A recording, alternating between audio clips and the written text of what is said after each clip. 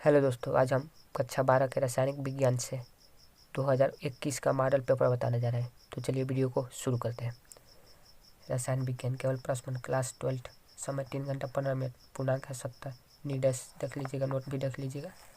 पहला, इस प्रश्न के प्रत्येक में 4 विकल्प दिए गए। सही विकल्प चुनकर उसे अपनी उत्तर पुस्तिका में लिखे, यानी ये बहुविकल्पी है। सही चारों में से 1, 2, 3, 4 चारों में से सही आंसर देकर टिक लगा देना है।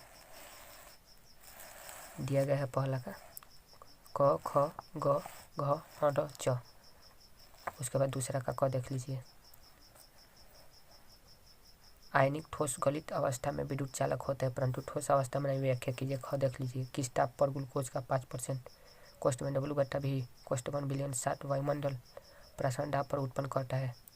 कोष्ठ में R = 0.0821 कोष्ठ 1 लीटर वायुमंडल डिग्री × मोल।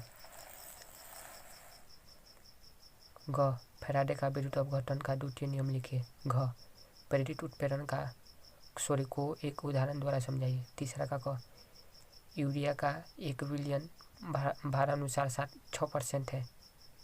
बिलियन में यूरिया तथा जल का मोल प्रभाज ज्ञात कीजिए। यूरिया का अणुभार = 60। ख, विशिष्ट चालकता से क्या तात्पर्य है, इसका मात्रक क्या है। ग, वास्तविक विलयन तथा क्लोराइडी विलयन में विभेद कीजिए। घ, फास्फोरस से ऑर्थोफॉस्फोरिक अम्ल प्राप्त करने में प्रयुक्त रासायनिक समीकरण लिखिए। चौथा का देख लीजिए। क, संक्रमण तत्व क्या है, इनकी विशेषताओं को उल्लेख कीजिए। ख, डाइएजोनियम लवण क्या है। बेंजीन डाइजोनियम क्लोराइड से क्लोरोबेंजीन प्राप्त करने की रासायनिक अभिक्रिया लिखिए। ग, बेकेलाइट पर टिप्पणी लिखिए। घ, प्रतिअक्षीकारक पर संक्षिप्त टिप्पणी लिखिए। पांचवा का देख लीजिए। क, अपघटन की कोटि निर्धारित कीजिए। ख, सरपेक की विधि द्वारा एल्यूमिना का शोधन कैसे करेंगे। ग, उपसंग संयोजन यौगिकों की संरचना समयावस्था की व्याख्या उचित उदाहरण के साथ कीजिए। घ, सैडजेफ नियम पर संक्षिप्त टिप्पणी लिखिए। छठवां का क,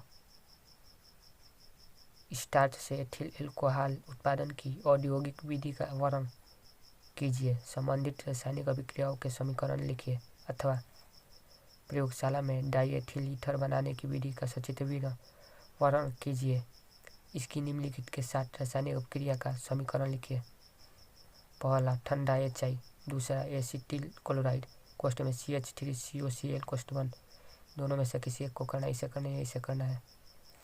ख, क्या होता है जब, केवल रासायनिक समीकरण लिखिए। पहला, एथिल एमीन पर सोडियम नाइट्राइड तथा हाइड्रोक्लोरिक अम्ल की क्रिया होती है।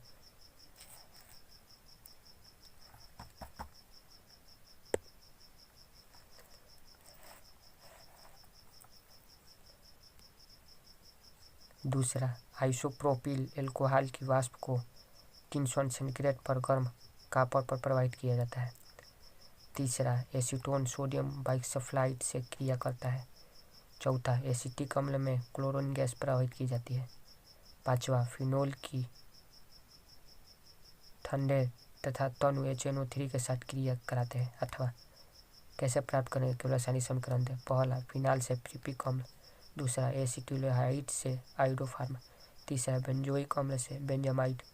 चौथा, एथिल एल्कोहल से एसीटोन। पांचवा, क्लोरोबेंजीन से फिनाल। यानी किसी एक को करना, इसे करना, इसे करना, दोनों में से किसी एक को करना है। फिर सातवां का है क, अमोनिया के निर्माण की प्रयोगशाला विधि का वर्णन कीजिए। अमोनिया की कॉपर सल्फेट विलयन का क्या क्रिया होती है। अथवा इलेक्ट्रॉनिक विन्यास के आधार पर आवर्त सारणी में हेलोजनों की स्थिति की विवेचना कीजिए। यानी सातवां का क है तो इसे करना है या इसे करना है, किसी एक को दोनों में से करना है। इसे कीजिएगा या इसे कीजिएगा।